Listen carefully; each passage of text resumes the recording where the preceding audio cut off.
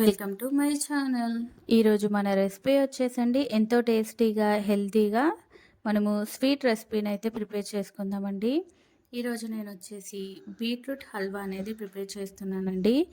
Beetroot అంటే ఇష్టపడని వాళ్ళు కానీ ఈ విధంగా ఒక్కసారి బీట్రూట్ హల్వా అనేది తప్పకుండా ట్రై చేయండి. టేస్ట్ అనేది చాలా బాగుంటుంది, ప్లస్ మన హెల్త్కి కూడా చాలా మంచిదండి. మనము ఇప్పుడైతే బీట్రూట్ హల్వా అయితే ప్రిపేర్ చేసుకుందామండి.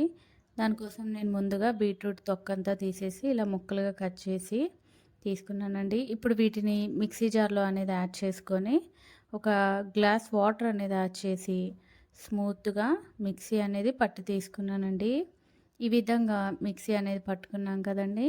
ఇప్పుడు దీంట్లోంచి అయితే మనము బీట్రూట్ జ్యూస్ అనేది సపరేట్ చేసుకుందామండి. దానికోసం ఇలా ఒక బౌల్ తీసుకొని మనం టీ వడకట్టుకునే టీ జల్లితోటి మనము బీట్రూట్ జ్యూస్ అనేది సపరేట్ చేసుకుందామండి. పిప్ అనేది కొంచెం కూడా రాకుండా మనం కేవలం బీట్రూట్ జ్యూస్ మాత్రమే తీసుకోవాలండి. ఈ విధంగా నేనైతే బీట్రూట్ జ్యూస్ అంతా ఇలా సపరేట్ చేసి తీసుకున్నానండి. ఇప్పుడు మనము ఒక కడాయి తీసుకొని మనం తీసుకున్న బీట్రూట్ జ్యూస్ అనేది ఆ కడాయిలో యాడ్ చేసుకొని ఇప్పుడు దీంట్లోనే ఒక హాఫ్ కప్పు కార్న్ఫ్లోర్ అనేది యాడ్ చేసుకున్నానండి.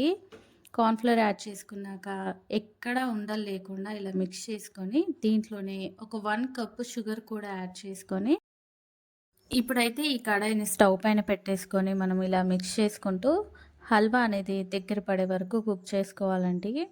ఇలా హల్వా అనేది కొంచెం దగ్గర పడ్డాక దీంట్లో ఒక హాఫ్ టేబుల్ స్పూన్ ఇలాచీ పౌడర్ కూడా యాడ్ చేసుకొని అలాగే దీంట్లోనే ఇప్పుడు నేను ఒక 3 టేబుల్ స్పూన్ నెయ్యి అనేది యాడ్ చేసుకుంటున్నానండి. ఒకటేసారి కాకుండా నేను మధ్య మధ్యలో నెయ్యి అనేది యాడ్ చేసుకుంటానండి. ఇలా నెయ్యి కూడా యాడ్ చేసుకుంటూ ఇలా మిక్స్ చేసుకొని ఇప్పుడు దీంట్లోనే సన్నగా తరుక్కున్న డ్రై ఫ్రూట్స్ ముక్కల్ని కూడా యాడ్ చేసుకొని ఇలా మిక్స్ చేసుకుంటూ మధ్య మధ్యలో మిగతా 2 స్పూన్ల నెయ్యి అనేది కూడా యాడ్ చేసుకుంటూ మన హల్వా అనేది కుక్ చేసుకోవాలండి. మనము ఇలా నెయ్యి యాడ్ చేసుకుంటూ మనము హల్వా అనేది కుక్ చేసుకోవడం వల్ల చూడండి మంచి కలర్ టెక్స్చర్ అనేది వస్తుంది. అలాగే మంచి నెయ్యి ఫ్లేవర్ అనేది కూడా మన హల్వాకి అనేది వస్తుందండి. మనకి టేస్ట్ అనేది కూడా బీట్రూట్ ఫ్లేవర్ కాకుండా నెయ్యి ఫ్లేవర్ అనేది హల్వాకి బాగా వస్తుందండి. ఇప్పుడు హల్వా అనేది రెడీ అయిపోయిందండి. స్టవ్ ఆఫ్ చేసుకొని పక్కన పెట్టుకుందాం.